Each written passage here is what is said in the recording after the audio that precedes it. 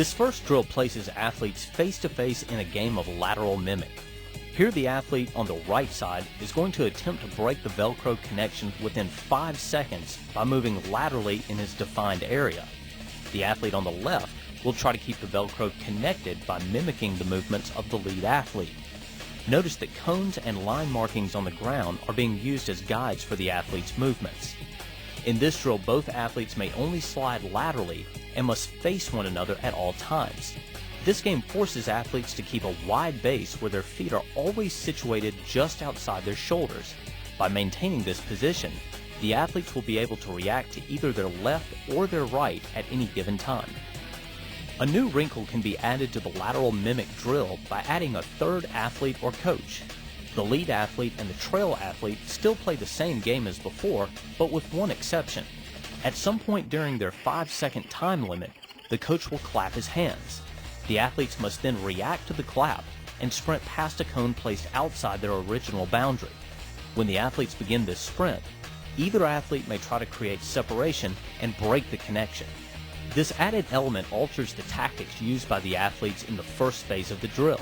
In other words, the lead athlete wants to create separation in the lateral mimic portion of the drill, but he does not want to get caught in a position where he would be at a disadvantage in the subsequent sprint if the coach claps his hands. Likewise, the trail athlete in the lateral mimic portion wants to stay close enough to the lead athlete so the leash remains connected, but he also wants to be in a favorable position when the coach claps his hands. By turning the athletes so they face the same direction, the lateral mimic drill now becomes a linear mimic drill. The principle is the same. One athlete attempts to break the leash while the other tries to mimic his motions closely enough so that the leash stays intact for the full 5 seconds. The difference is that the athletes may only move forwards and backwards, that is, they may only sprint and backpedal. Transitioning from a sprint to a backpedal and vice versa tends to be more difficult than switching back and forth from an east-west slide as done in the last drill. This version challenges the athlete to utilize more balance and more body control. Here the lead athlete sits in front of the trail athlete, and both athletes have their legs extended straight out in front of their bodies.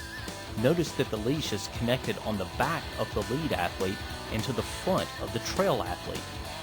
The lead athlete will initiate this drill by quickly popping off the ground and sprinting for a finish line marked 10 yards away.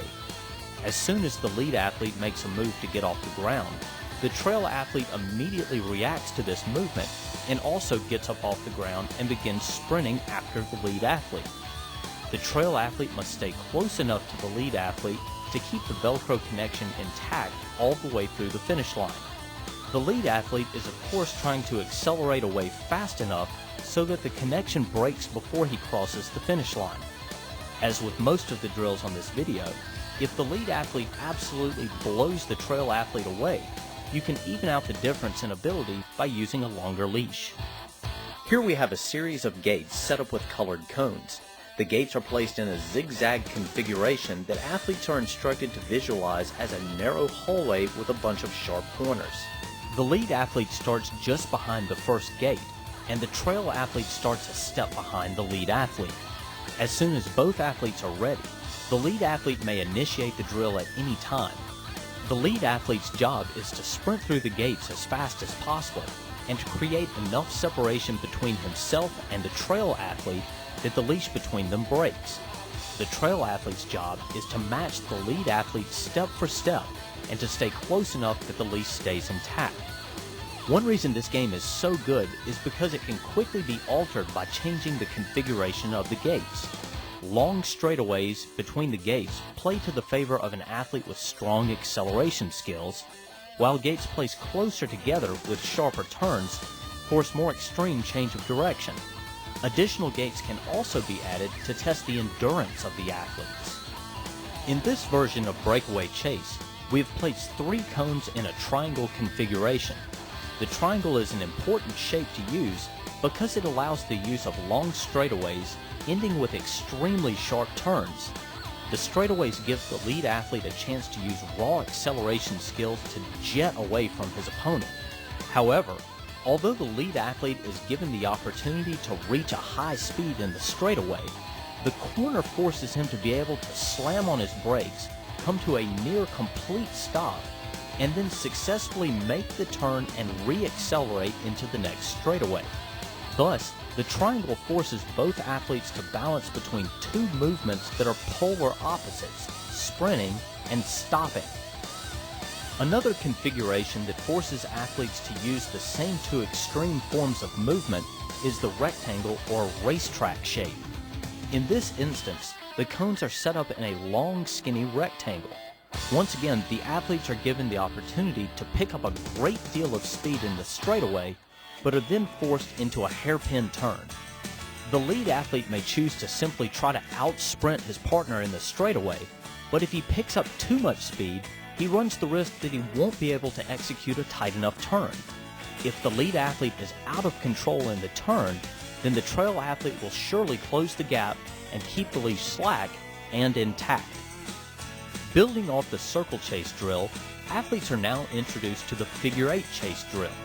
This is set up by using cones to mark off two circles, each approximately 3 yards wide, and set up 1 yard apart. The lead athlete begins at the bottom of the 8, and the trail athlete begins a step behind him. The lead athlete initiates the drill by sprinting the path of the figure 8. This drill incorporates the curved pathways of the circle chase drill, but also adds some additional elements of change of direction. The athletes will sprint in a counterclockwise path around the first circle, and then immediately transition to a clockwise path around the second circle. To give the drill an entirely different feel, the size of the circles can be adjusted larger or smaller. Also, using two different size circles creates a more challenging pathway. Jungle Chase gives the lead athlete even more freedom to choose where he is going to move. It also gives him the freedom to choose how he is going to move. In this drill, sprinting, backpedaling, lateral moves, spins, and jumps are all allowed. The lead athlete must stay within the confines of a box marked with cones, but within that box he can do whatever he wants in an attempt to break the leash connection. In this demonstration, the athletes have been placed inside a 10 by 5 yard box and given a time limit of 5 seconds. However, longer or shorter time limits can be combined with larger or smaller boxes to change the feel of this game. The double break drill is unique because it causes the lead and trail athletes to reverse their roles right in the middle of the drill. Here the lead athlete begins a couple of steps in front of the trail athlete. The lead athlete will sprint 10 yards and touch a line. During this sprint, the lead athlete is trying to break the trail athlete, and the trail athlete is attempting to stay close enough to prevent being broken. Once the lead athlete touches the line, he then reverses his sprint and heads back towards the original starting line. As soon as the trail athlete sees the lead athlete touch the line, the trail athlete also reverses his sprint and now tries to break the connection on the way back. Remember that you want each of your breakaway games to be as evenly matched as possible. So if you have two athletes of different abilities, try adjusting their starting positions or the length of the leashes until you get a matchup that is challenging to both of them.